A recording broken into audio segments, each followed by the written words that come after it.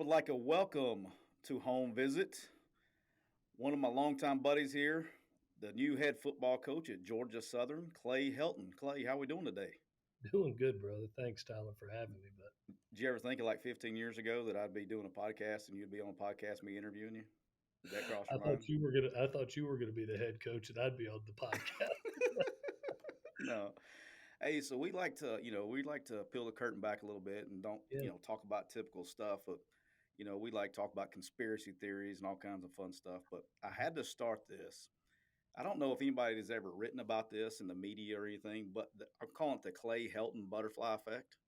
Okay, how it how your move from Hmm. Arkansas State to USC, how many careers and just complete utter. I mean that changed by you making that move, and you never think about those kind of things. So I'm going to take everybody back in time. I believe it was like this was 2010, correct? If I'm getting this right in Yeah, my head. it was Okay, so 2010. I'm the receivers coach at Arkansas Hmm. State, and we have this offensive coordinator named Clay Helton that just joined us from Memphis. And so Clay was there, what, about 3 months? Am I right on that? I was there 6 weeks. 6 weeks, even better. 6 weeks. And you get a phone call. We were talking about this the other day on the phone. I will never Hmm. forget it. We're about a week out of spring practice, and I Hmm. come in your office, and we were meeting or going over whatever install or something, and I come in there, and you had this look on your face, and you were Hmm. like, dude, I just got a call from Lane Kiffin to be the quarterbacks coach at USC. What do I do? I said, do you want me to help you pack your office, or are you going to pack it yourself? I said, let's go. You better go talk to the head man. Let's go. But um, how wild was that, though? I mean, I know it took you by surprise and it's nothing, but just how crazy was that? Yeah, it was beyond crazy because I'd been at the University of Memphis with Tommy West for 10 years, and Miss Angela, my wife, and I had kind of, always said, wherever we're at, let's plant roots and grow within the community, grow with the football team, and just be servants to a university. And Steve Roberts, who was the head coach, who I mean, you're talking about one of the finest individuals in the game. Gave me opportunity to come to Jonesboro when I didn't have a job after being 10 years at University of Memphis. And then you get this call, and it's literally, I mean, signing day. You get a call, and it's like you get to be the quarterback coach at USC, and it was as hard as easy as it might seem. It was one of the harder decisions just because of how good Coach Roberts was as a man, and the and feeling the loyalty to him, and you knew how good that staff was too. I mean, just there Yeah. was good men on that staff. But at the end of the day, having gone out there, met Matt Barkley and Coach Kiffin and Ed Ogeron and Monty Kiffin and some of the coaches that were on that. Joe Barry, who was now the DC Yep. for the Green Bay Packers. There was good men on both fronts, but I thought it was one of those opportunities of a lifetime that you may never get again. And Yeah. so You were either it was going to great. take it, you were either going to take it, or I was going to kidnap you and drive you out there and make you take it. Like, I remember you were that was the thing that, a lot of people that don't know you, you're just a great dude. You're extremely Mhm, humble. Um, and you were really struggling with this for a minute. And I was like, mhm, what's the struggle? I said, what's mhm, the struggle? I said, mhm, but Arkansas State, and the reason being is people need to know this too. Arkansas State at that time wasn't what Arkansas State is now, to where, you know, because we were starting to build it and everything else, mhm, but there had not been a single coach, I think, left there on their own, accord at that time in like the history of the school. And so mhm. an opportunity to get a job like that, one of the premier jobs in the country. Yeah, I was going to kidnap you and take you out there I know you were. if you didn't I do know it. you But what we're going to talk about here, because I think people need to write about this. I think this is very were. Mhm, fascinating. Is the by you doing that?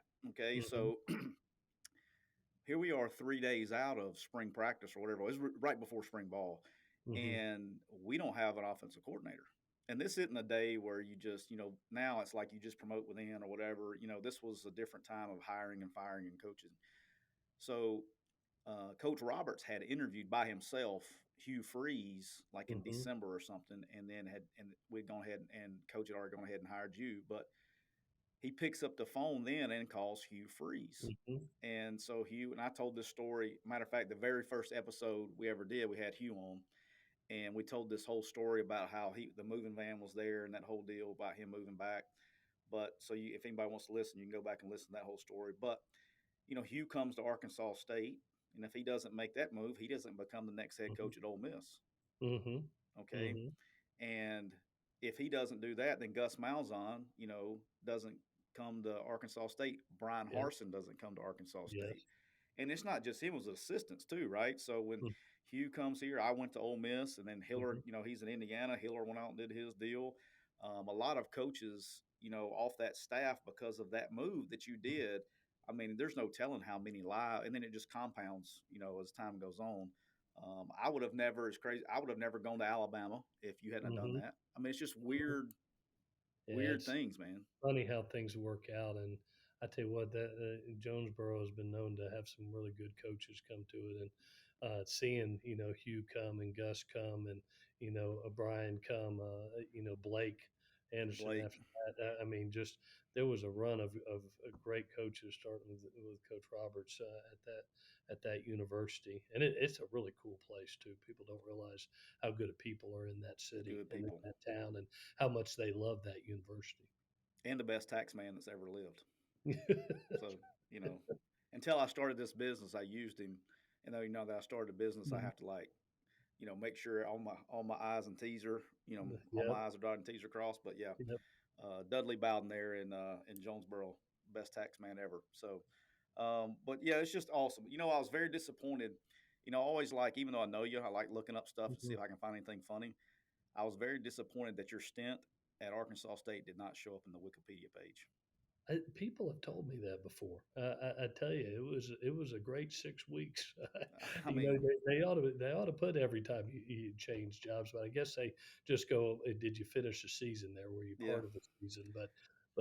you got Frankie Jackson there. Yeah, I tell you what, I thoroughly enjoyed my time there and got to.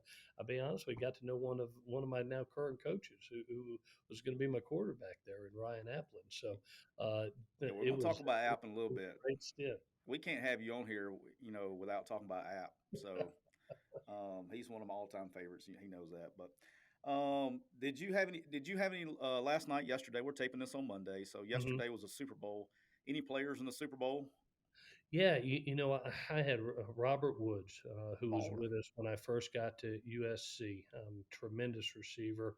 Had suffered a injury earlier in the season, but it was great to see him on the award stand last night. Getting to be a part of that. A true pros pro. One of the most fierce competitors I've ever met. One of the more disciplined practice players I've ever met. Same guy every day. Just really, really happy for him. And Les Snead is obviously we were at Auburn at one point in time together, and happy for him. He was a great supporter of us while we were at USC. Always treated us right, and Sean McVay too came and spoke at our clinic several times, and just happy for that organization. Really am. Yeah, I've known Les for a long time too, and I was pulling for the Bengals because I'm like, they're fun to watch, but I was also like, even though the Bengals lost, I was for Les, and then Taylor Morton and Hmm. Teddy, and then a lot of the guys in the front office that I've learned, known over the years. It's just exciting when they finally get one, So Hmm. especially with the draft style that they don't believe in drafting, so I like they just keep trading the picks and going getting dudes. I tell you what, they put the best team together in the NFL, and to see Matthew Stafford get that opportunity and to see him make that run he made, I mean, as good a clutch play over a playoff sequence that you'll ever see in the last 3 games. Yeah, he did after. All right, so what about the halftime show? Did it take you back in time a little bit? It did. To be able to see Dr. Dre and Snoop and Mary J. Blige and Kendrick Lamar and Eminem, it was fun. It was fun to watch. I know my wife enjoyed it. She's in Los Angeles right now while I'm in Statesboro. We're allowing our 18-year-old to finish graduating there, and I got a little bit of a video clip shot to me of her dancing and singing, and she is definitely the hip hop girl of the family, but I thoroughly enjoyed it. So they came on. My wife was. I don't think she watched one play of the game. Okay, and then with about 40, whatever it was, right at the last possession my wife starts coming in there and she's like, "Hey, are you gonna sit down and watch it?" Because I was watching outside on the back patio, and she's like, "Are you gonna come in here and watch this halftime show with me?"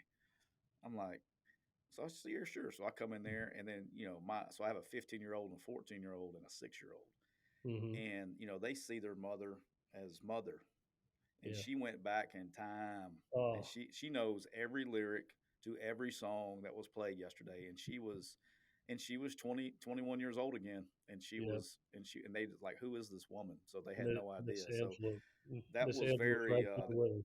that may have been the most entertaining part for me last night. I loved it. It was awesome. So all right, so you're a Southern guy like I am, Yeah. and I'll tell you about mine here in a little bit. But when you first got to LA, so when you leave Jonesboro and you got to Hmm. LA, what was your first moment when you were like, "I'm not in the South anymore"? What happened out there that you're like, I'm not in the South anymore"? Oh, remember it vividly. And just going to every restaurant and asking for sweet tea, and nobody had it anywhere. They look at you like you're crazy. Oh, no, no, no sweet tea and no grits anywhere within the state, I think. But that was the first time I was like, "Gosh, somebody." They were like, "No, we have sugar, but we don't have sweet tea." And I Yeah, was like, they say "Oh, they have sugar and sweet and low, but they don't have sweet tea. no, no." That was the first time I go, "Okay, I'm not in the South anymore." There you go. The when I can't remember where I was. I was somewhere like up north. I think I was in like New Hmm. York or something, and I asked for a sweet tea just out of habit. Oh, And yeah, they didn't like that. They don't oh, even know. when I They looked came at to me like that. Statesboro, I came to Statesboro for the first 2 or 3 weeks. I must have drank a gallon a day. I swear.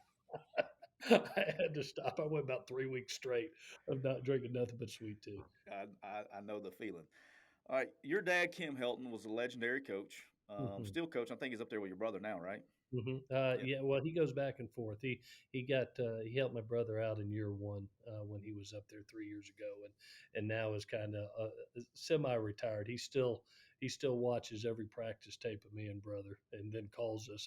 I'm just thank goodness I'm on the East Coast now. Those calls were coming at 4:30 in the morning I can imagine. when I was on the West Coast. Now at least I get him about 6:37.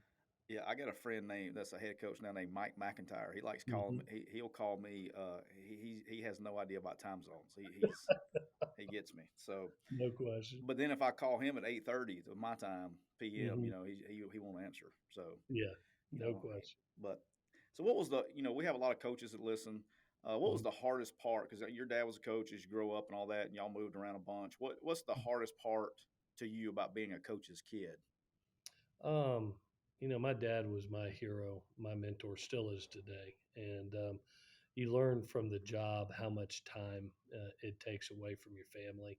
And the one thing I always appreciated about Dad is, as soon as he got off, he always came to me and my brother, and we would go hunting, we'd go fishing, we would be with him, and it wasn't the amount of time; it was really the quality of time we got with him, and he was a great example for me going into the profession. And I still remember getting packing a U-Haul and getting ready to go to Duke University. Just married Miss Angela, and him saying, "Hey, I want you to write down your three priorities and live by them. And those are the most important. You don't have anything else, hobbies.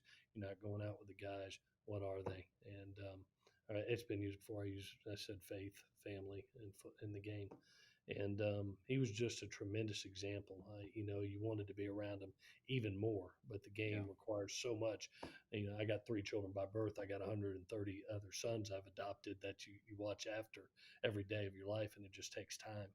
And so, but I did learn from him the value of the quality of time that you spend with your family. So I think just wanted to be around him as often as I could. That was kind of the hardest thing. yeah. My wife would always give me a little elbow to the ribs, and she would always say, "Look, when I was getting out of check, she goes, sometimes when you're home, you're not home." Hmm. She would hit me with that one. So that's her Hmm. way of telling me to straighten up. She would. Yeah, no question.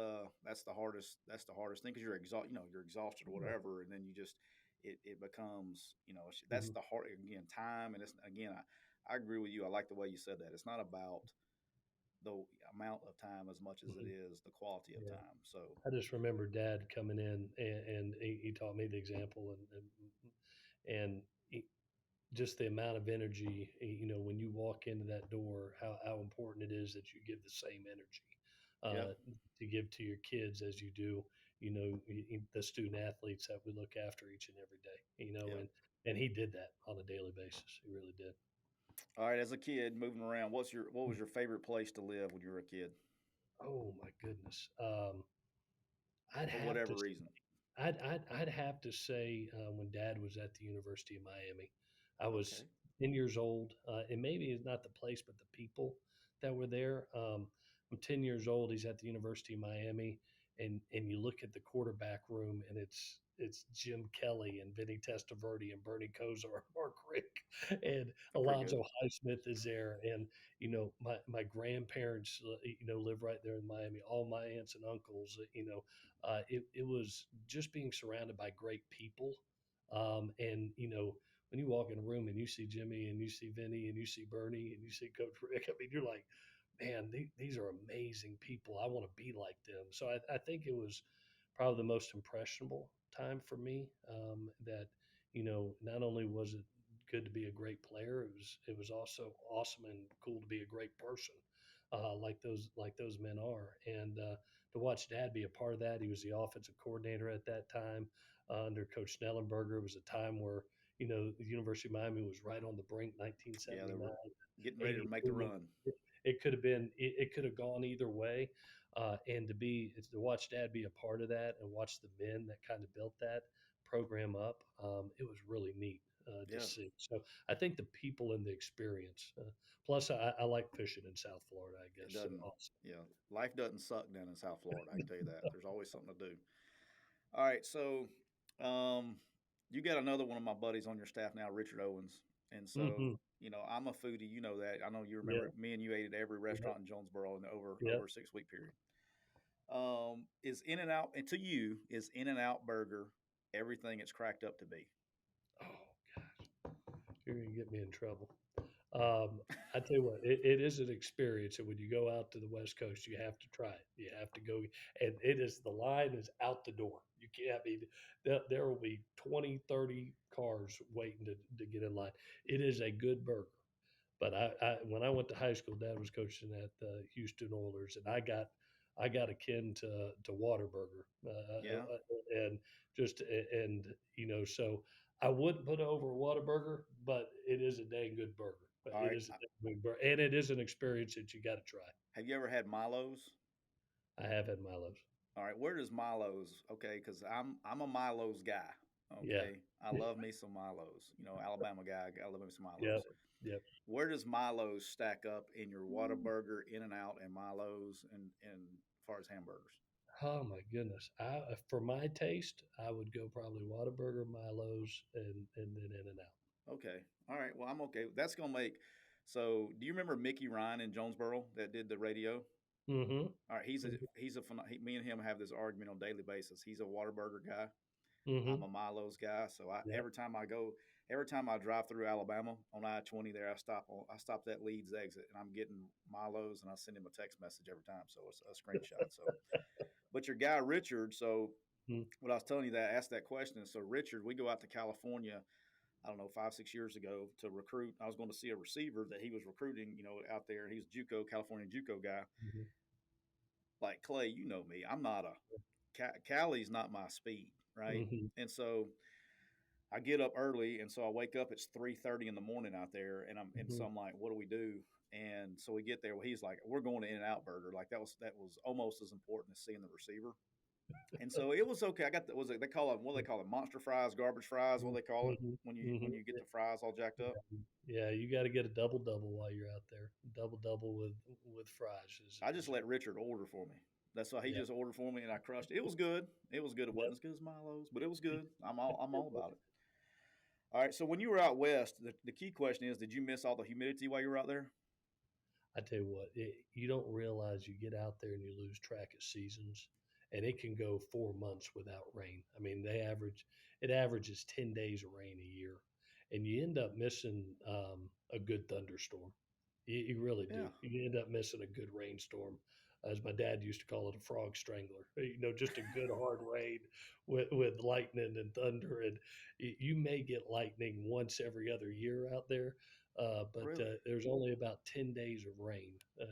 It seemed like a year. So I did miss a good rainstorm with a little humidity in it. Yes, sir, So without somebody, question. is this true? Because I don't know. Some people have told me this. Is that like in the South, when it's Hmm. even a threat, okay, it Hmm. could be flurrying outside, but nothing is sticking and people can't drive. Is it Hmm. true that in LA when it starts raining, people freak out and they can't drive in the rain? It's different. It's news out there now. If there's a rainstorm, it's news, and it is different. It is different for them. I tell you what, they handle traffic really, really well. I mean, as good as anybody I've ever seen. But rain's a little bit different. It's not a common occurrence, so it does throw people off a little bit. I've heard that, and I just thought that was Mhm. hilarious. But all right, so your brother Tyson, who is the head coach at Western Kentucky, Mhm. okay, he worked for you while you were at USC. Yeah. Okay, was it hard? Like, how was it hard separating like the brother relationship versus the boss and the employee relationship? No, honestly, it wasn't. I think a lot of it was Tyson did such a great job because it was when we came to work, he was chain of command. He really was. And then, when we stepped away, he was Uncle Tyson, and to my kids, to Miss Angela, we lived about a half mile apart, which was so special. I mean, Yeah, imagine going to win a Rose Bowl and a Pac 12 championship with your brother. yeah, It was probably the best 2 years of my 27, to be honest with you, yeah. to be able to be with him and to have those type of memories together. Something I wouldn't train for the world, but I thought he probably handled it. He was the one that really handled it terrifically because he would flip a switch when he would come in, and it was straight chain of command. And then as soon as we left work, it was dang brother to brother, and he was Uncle Tyson. So he had a great mindset about it. Yeah, I've always been fascinated. The one I've been a part of, I guess, the most of relatives was Kane Womack, who's now the head coach at South Alabama. Mhm. When we were Mhm. here at Ole Miss the first time, Dave was a defensive coordinator, and Kane, and so him calling him, and we hung out, outside the building. So when Mhm. we were in the building, it was coach, and then as soon as we walked out of the building, it turned to dad, and so it Mhm. was just a unique, Yeah. I've always found that fascinating for whatever reason. All right, so I'm going to put you on the spot here. So I know you may end up giving me this is maybe the one political answer you give me the whole time that we're doing this. So I kind of am expecting it. So Yeah. you really are. You're known as one of the best quarterback coaches and developers out there in the business, Mhm. and the proof is in the pudding. Mhm. You've left the USC and now everybody wants your quarterbacks. So I think Mhm. you had I guess like you just keep stacking them. I don't know if you have them in a closet put away, but it seems like every time you go through an injury or something like, "Yep, that's it. Well, here comes the next guy and the next guy and the next guy." So who is of all your time? Okay, all your time, who's the best one you've ever coached? Oh my goodness. Oh, you're crushing me with Well, I love. told you I was putting this was going to be the political answer you gave me. I set you up. I Um, teed it up for you. well, I tell you what, I've always believed quarterback's job is to raise his team lift his team up as high as possible. Sometimes that equals championships. Sometimes they just take them as far as that team it could possibly go. For me, I got the unique honor of coaching Sam Darnold, and I watched him, be hurt his junior year of his high school year. He was in high school; it's his junior year, and he's on a team that I think won two games as a team that year in football, about four games in basketball. And he was the point guard of that. Was supposed to be the point guard of that basketball team. Didn't get to play that entire season either sport, and he comes back the next season, and now he's playing, and he lifts his high school football team up to a CIF championship. He lifts the basketball team to a championship, and I watched him do it for us at USC. We were a 1-3 football team, which at USC is not a good thing, but it's not a fun experience. And he lifted our team up.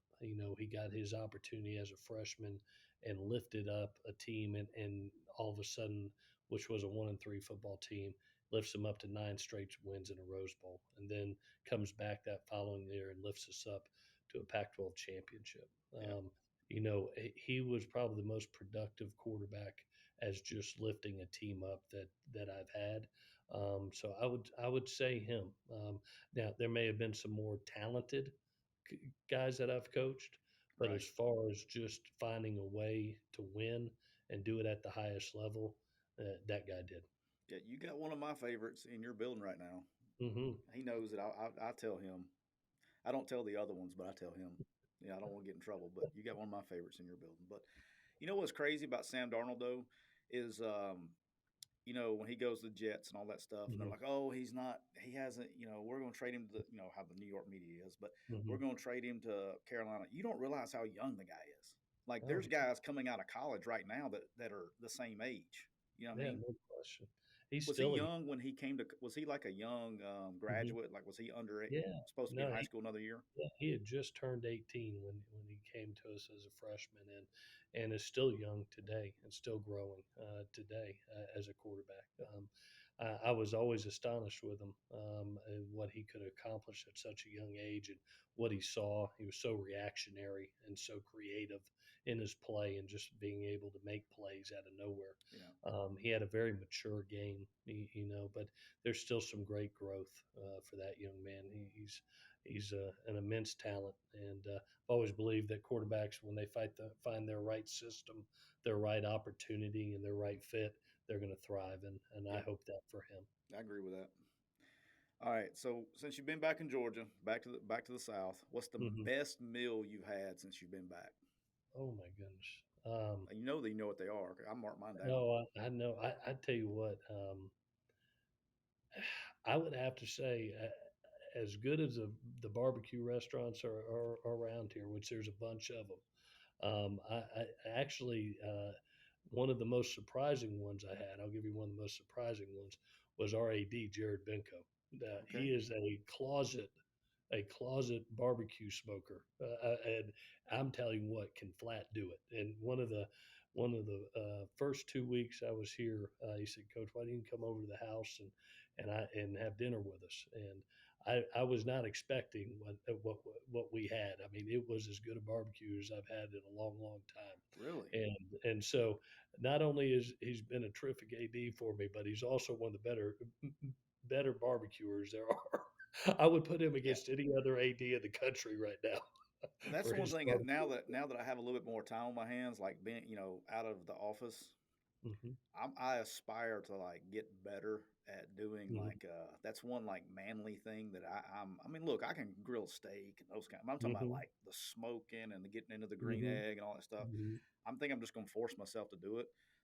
There you go. But I aspire to do that. I aspire to be that guy. I can't. But right now, I have no Well, go hopes. see go see Jared Benko. He'll teach you how Yeah, to I'm do going to get him. He's going to give me some endo. We're going to go a little practice on the green egg or something. But all right, so your family, your family's still in transition. Okay, I know you still it. got some in Cali and you're in Statesboro. All right, so I used to get in trouble for this, so I'm going to see if you get in trouble for this too. But do you actually cook anything? And when you go home, are you eating out every night? I actually like to cook. Okay, I don't think I've told many people that let's in go. my life. Let's So go. I like to cook. I cook more meals at the house than Miss Angela does when we're together. But You're going to get I'm in a trouble. It closet. is I'm a Valentine's Day, and closet you're fixing cook. to get in trouble. I know. I know.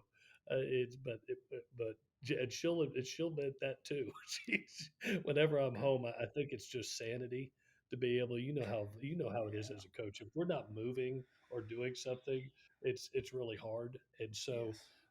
a part of just coming home and relaxing for me is I like to cook, and so I enjoy it, and it lowers my blood pressure, I guess. What's your specialty? What are you cooking? All right, just all right. Tonight Um, you're going home. You're by yourself. What are you fixing for yeah. dinner? Well, I got a hell of a piece of salmon a night ago. I had some salmon, some asparagus, a twice baked potato, and absolutely loved it. But I like different dishes. I like pastas. I like getting on Look the at grill you, and man. cooking. I like to do fish. I like to do several things. I like getting a recipe and trying to make it my own. And so it's something that I guess we all have hobbies. I've got a couple, and cooking is one. Yeah, we do the my wife and I do the Hello Fresh stuff, you know. Hmm. And so I gave, and my wife, bless her heart, she's gonna be listening because you're on here, but I'm Hmm. probably really fixing to get in trouble. She struggles. She burns water every once in a while when she's boiling it, you know. But on Hello Fresh, okay, Hello Fresh, she can cook, right? I don't know if Yeah. it's, I don't know, you know, she does it right. She made the best thing out of the week. I told her, I said, we've been together what 24 years. It's the best. Hmm. It's the Hmm. best that she's ever cooked. And then so I Oh my was God. bragging on her. I was Yeah. bragging. I was trying to be complimentary about how good the meal Hmm. was, and then I Hmm. got grilled for it because it really wasn't considered cooking if she already had the ingredients and the instructions on how to do it. And I was like, well, I was trying to be nice, but all right, Yeah. what's the what's the what's the one food? Okay, I know you like Hmm. to cook more than Angela does. Hmm. What's the Hmm. one food that your wife does cook that you're missing right now? Oh, well, I growing up in Florida, I love seafood. I love Yeah. fish, and she does a blackened fish that with rice, black beans, pico de gallo, little lime. Golly, That man. I just every time she makes it, I just she tells me I'm like a Labrador puppy. I just eat it until everything's gone in the house. And so I miss when she blackens a piece of fish and serves it. So I'm looking forward. She's gonna get here in June. We're gonna let our 18-year-old graduate, and I'm looking forward to getting her to Statesboro and serving a little And black. eating some blackened fish. I like it. Yeah. All right. You spent a lot of years in Memphis. Okay. Hmm. A lot of years in Memphis. 10 years, 12 years, long time. I can't remember how Hmm. long. It's a long time. Hmm. Hmm. All right. When you go back, all right, you can only have one meal, and you have to pick. Are you going to Rendezvous or are you going to Gus's Fried Chicken? Oh God. You can only pick one. You know what? I'll have to say rendezvous because you can get probably good fried chicken all over South. It's that dry rub in Memphis. It's Different. unique. It's Yeah. different and it's unique, and you can't find it everywhere. You And can't, so man. I don't know what the deal is. it's only you got to go to Memphis to go get it. And rendezvous, I remember our recruiting weekends and bringing kids in, and everybody be like, "Oh my gosh, this is so unique. It's so different," and you miss it. There's certain things that you always remember, meals that you always remember. Rendezvous is one, just for the ambiance and the experience of being there. Right. But the food is unbelievable. It's fantastic. Yeah, I don't know. It's really not the chicken at Gus that I like so much. I think it's just the batter. Like I could just peel Mm-hmm. off the skin and just eat the skin. I Mm-hmm. don't know what they put salt. I I'm don't right know. there with you. It's good. I'm So right there with you. all right, so we'll ask a serious question here. Give me what's your thoughts kind of on the transfer portal? I have gone off on nauseum. The way it's affecting high school recruiting, high school kids' opportunities and things like that. But what's your general thoughts on the transfer portal? Yeah, I think we're all trying to learn it. We've kind of taken the approach that I believe in development of young kids.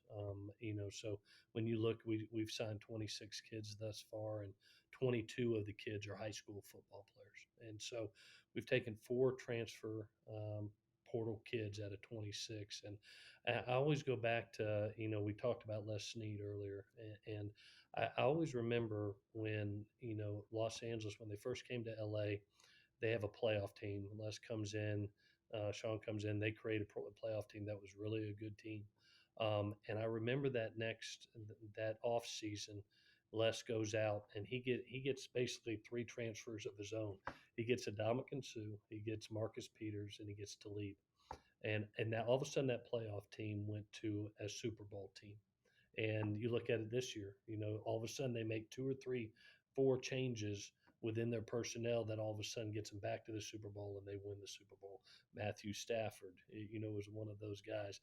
They bring in, Von you Miller. know, yeah, they bring in Vaughn. They bring in Odell, and so he made some changes that really made them the best possible team. So I don't think we're going to ever take the approach. Oh, we're going to go sign 20 transfer portal kids. I think there's two different philosophies. Yeah. What we've done is we've selected four guys that we really felt helped us make the best team for next year. We lose a CJ Wright to the NFL, and so we go out and we sign a Christian Varner as a defensive tackle from North Carolina. and be able to help that position. I think that's how we're going to use it. I've seen other teams do that. I hope that we always focus on the development of kids and Yeah. see this as a possible kind of free agent market rather than, oh, that's let's go ahead and sign half our class be transfer kids. I know that's the way we're going to approach it. There's too much talent in the state of Georgia, to be honest with you, and especially in the rural areas. They're just, I mean, there's just such Yeah, great athletes. you are surrounded by it. Oh my gosh, it's such a great recruiting base that we're going to lean just like we did this year. 26 kid, 22 are high school, 19 of the 22 are from Georgia, and then we took 4 transfers that we thought were really good fits for us going into next year. Yeah. That's just my. I wish they, and I don't know. I mean, I have my ideas and all that stuff, but what the problem that I guess it bothers me the most is you're looking at the number of kids that are actually signing out of high school and the amount of opportunities that it's taken Mhm. away. And you remember back in the day, Yeah. it was the two major problems is so fans that don't understand what we're talking about can kind of Mhm. I'm gonna give them the Cliff Notes version of it, but Mhm. back in the day we had 25 spots. Okay, Mhm. it was hard enough for us to stay at 85 scholarships, signing 25 high school kids a year, okay, Mhm. over a 5 year period. Yeah. So you had, over a 5 year period, you're signing 125 kids, and it's very difficult to stay at 85 doing it that way. Mhm. And Mhm. now by taking the portal kids, it's going to be very difficult to maintain the 85, right?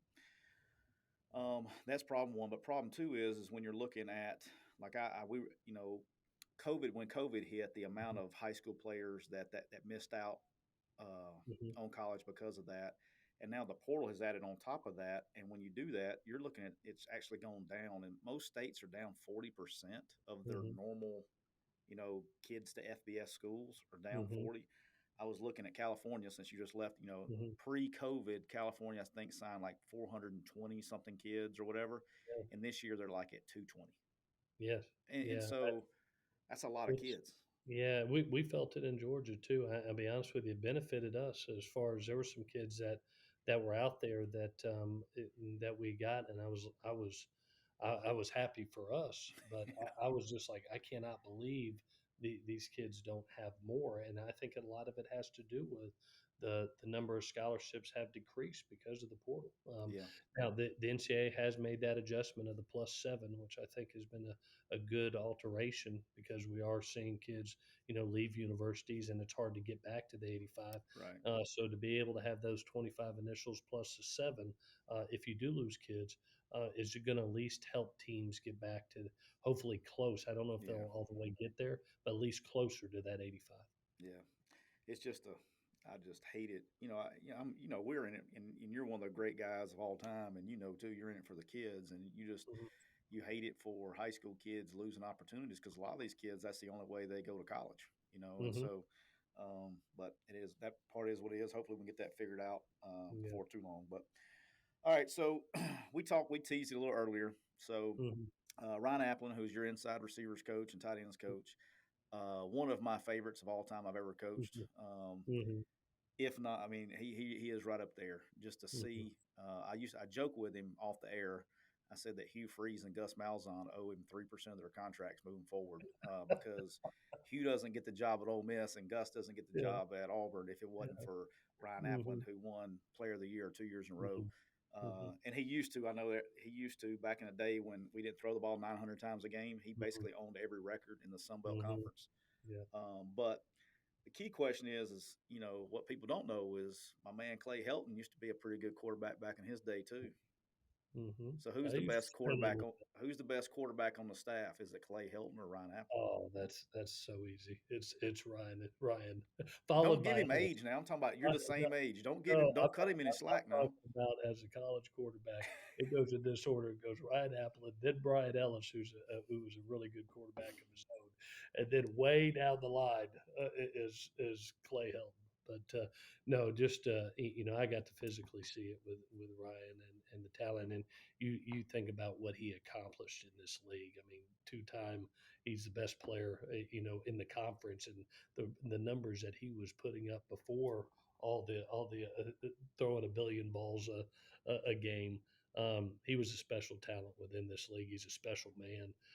I'm so thankful to have him down here. He's doing a terrific job. But if we lose a quarterback or two, he could still go out there and spit it today. I'm telling you, he can spin it now. And look, I've been around some good ones. And the best part about it is he really, all kidding aside, away from it, from an evaluation standpoint, we talk about intangibles and things like that. He was we were taking him as like an oh crap guy. Like he Mm, wasn't. We literally had to beat Jacksonville University at that time. I think was Division III or whatever they were. Like he didn't even have an offer from anybody. mm, I mean, we were his only Division I offer, and we had signed another kid, Andre Smith, who was, mm, really highly ranked and all that mm, stuff. And then App just came there and kind of just took over. I mean, he showed up like I used to joke with him. I said, he's definitely not one of the guys that you send off the bus first because he looked like mm. the punter when he came off the bus. But buddy, when he put the pads on, he was a beast. I tell you So what, he's always been an overachiever as a player and now as a coach. He does a phenomenal job and going to be, I mean, a superstar in this profession. and he was a dream for a coach because we wouldn't even send in like when we were sending in when he was when we were sending in plays, I wouldn't even send in the protection.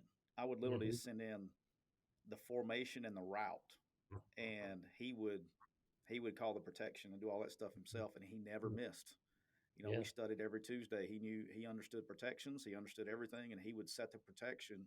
He made you right as a coach instead of back in those days. Now it's all adjustable, right? But back in those hmm, days, you used to set protections, yeah, and he would do it right every time and make the yeah. right checks Very and football smart individual.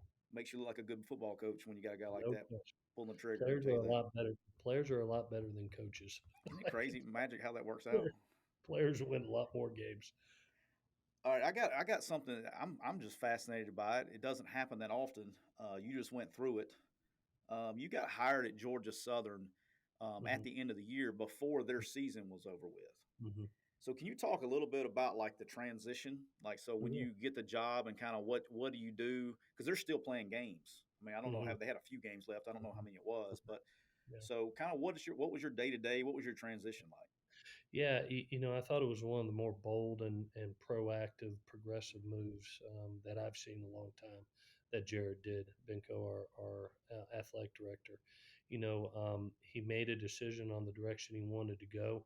We were able to get in here, oh my God, November 1st, and really have 3 weeks with the current football team to be able to evaluate both players, staff, do basically have 40 days worth of recruiting to be able to sign a class. And it was so important. And I credit the past staff because they were so professional about it. Welcomed me, understood the situation. We broke the ice immediately and saying this obviously a different situation here. However, we can help each other. Want to do that. I remember it being in that situation with Coach Sarkeesian. When at Yeah, USC when he became the head coach, and I'm the interim head coach at USC. And I just, as I reminded everybody on this staff, just remember why we all got into it. We got into it for the kids, and they only get one college experience as coaches. We're going to move on to different situations, but I said I'm so proud of this group because they're providing great college experience. And because of those 3 weeks, we were able to build relationships with the current team to be able. There were a lot of fifth, 6 year kids that were making decisions whether they were going to come back and supplying them a vision of what it was going to be like. It was able me to look at current staff and actually kept some individuals off the last staff, both Coach Whitley, who was the interim head coach, a lot of support members that were on staff. And then, it allowed us, I would go out in the morning and go out and hit high schools, come back and be able to watch watch practice. watch practice that afternoon, and then spend the night and visit with players. So it was a really important time. I don't think we would be where we are today, to be honest with you, if Jared doesn't make that decision at the time. You It may be really onto helped. something there. You may be onto something there, or your AD may be onto something there. Hmm, I didn't even cross my mind until you just said that. hmm, Is now when the coaching change occurs with the transfer portal and the way it is, and everybody gets a free hmm, transfer, you basically had 3 to 4 weeks free shot to recruit your players to keep them there so they didn't get in the portal to where if the season ended and there's no coach in place for 10 or 12 days, we know what all happens then. Well, you know what happens, Tyler. I mean, usually these jobs are handed out, in early December, and there's only maybe 10 days to go sign an initial class. So what do? You have a press conference, and you immediately are in homes trying to recruit, and you don't get to have the quality time you would with the current team, and a lot of guys trying to make decisions on what they're going to do with their future. And to be able to have, I've always thought the greatest gift you can give somebody is your time, and to be able to have that time to be able to sit down with guys and allow them to process who you are, what you're about, what your vision is, and give them clarity and transparency. It at least allows them to make the best decision for themselves. So I thought that was a big piece of now sitting here basically 90 days into this job now. I don't think we'd be in the same place, to be Yeah, honest with you, if I I'm not agree. here in early November. I never even thought about that until it just when you were talking about that, it hit me. That's something interesting. All right, so your son is going to Western Kentucky to play with your brother. Okay, so the key question is, let's say your son starts playing. Okay, where's Mhm. Miss Angela going to be? Is she going to be in Statesboro? Or is she going to be in Bowling Green? Who's winning I, out? You or the son? I can promise you this: she'll be at every home game, and she'll probably go see her son as often as she can. I'll lose out a couple times there. There's no question. She's already told him that, hey, you know what? We always support who's got the roof over our heads, and so she'll be wearing blue and white. But if we ever have a bye week, I can promise you, I'm not seeing her that week. Yeah, She's she's going. gone. She's Well, gone. it probably it helps too that your brother's there. So she got a little No question. got And some April and Uncle sponge there. Tyson and all the cousins. Well, yeah, she's going to be up there often. Yeah, he has no chance with all the he has no chance with the uncles and cousins and everything else there. He can't get out of line in Bowling Green. They'll No, be you they'll be can't. on him. All right, so have you got a new house yet? Have you bought a house or y'all still looking? We're hopefully getting one finalized here soon. Now, do you have anything to do with that or you completely stay out of it? That's the key question. No, I've had a little bit to do. I'm just as long as it's got a roof and Miss Angela's under it, I'm good. Yeah. But I have with the situation we're in, the I have been involved a little bit more. The one at USC was when we first went to USC, there was so limited inventory and it would go so fast that we went out there to rent a house and I had to pick the house. Oh, And I was just praying to God that I got it right. And thank God I did. But that was a scary. She's picked basically every house for us. But that one at USC, that was a scary one because I had to pick it because we just ran out of time. yeah. I got in trouble. I've done it once. We've Hmm. moved 10 times. Um, I got in trouble for picking the one in Jonesboro, actually. Okay, Mm-hmm. because I picked what I liked, and Mm-hmm. I'm a guy, and the Mm-hmm. kitchen wasn't up to my wife's requirements. So I heard about that every day for 4 years, and then when we resold it, it was my fault. Oh my gosh. So yeah, I got. So I don't mess with them. I really Yeah. don't mess with them. I literally say, look, give me an address, and as long as I got a bed and a TV, I'm good.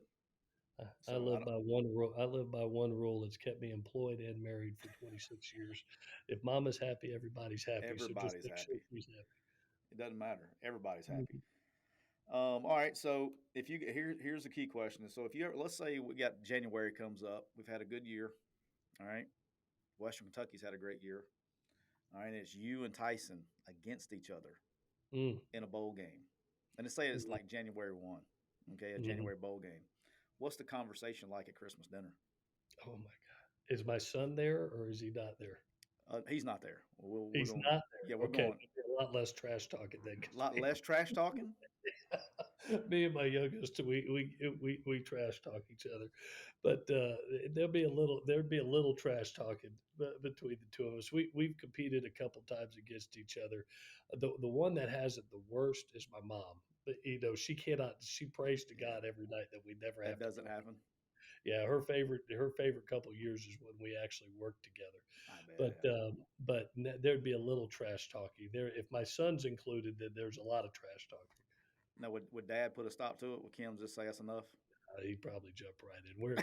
We're a very competitive family. That'd be great.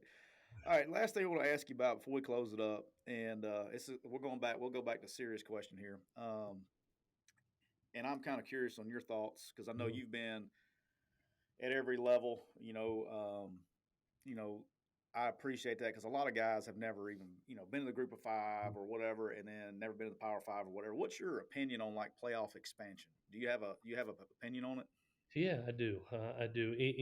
You got to look at it from two views. One, as when you're dealing with your job as a head coach, you have to deal with the reality, and the reality is we're a four team playoff right now, so you fight like heck to be one of those four teams. That's your job, and then you step on outside of your job and you look at it from a big picture and actually a fan standpoint. I look forward personally. I think there'll be a discussion at some point in time, and I do think at some point in time there'll be expansion and they'll go to 8 or 12 teams, and I think it's going to be great for the game. I really do.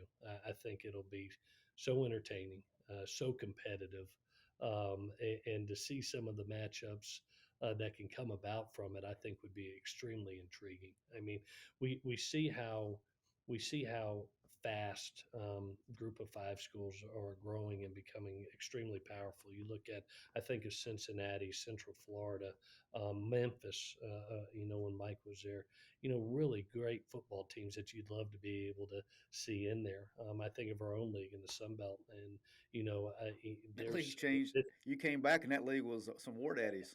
I'm going to tell you what, the league is so dang strong, and so I think it would be really exciting, and obviously the best team is going to rise to the top, but Right. but I think for the college football fan and college football in general, it would be neat to be able at one day to be able to expand it to 8 to 12 teams, and I think it would provide some great intrigue, some great excitement, some great discussion, and Yeah.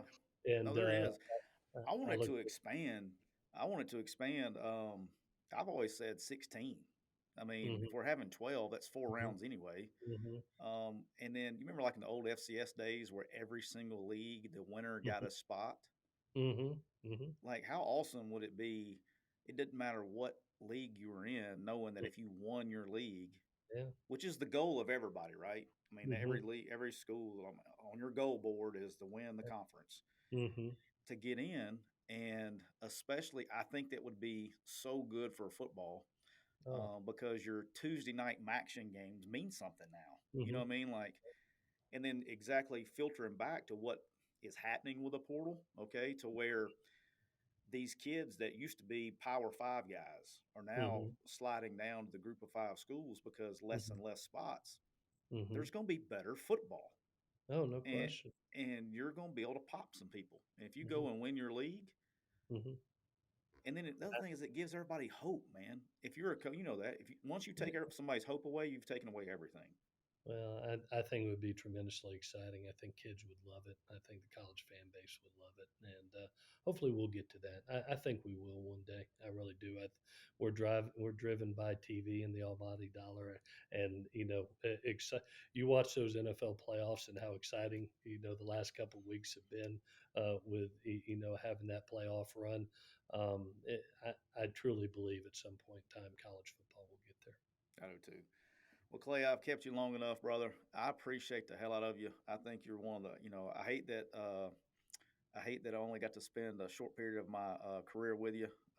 But I'm so excited for your success. I'm glad you back home. I call South home. Glad you back home on the right coast instead of the left coast. But I'm so thrilled to have you back, man. And I know you got my man App, and you got a fan. You always have a fan of me, but now you got three times as fans. So because with Richard and App, and now you over there, so but you're always, again, one of the best and most humble guys in the business, and I'm excited for you to be back at Georgia Southern. Appreciate it, Tyler. Appreciate you, brother. Been great being on and seeing you.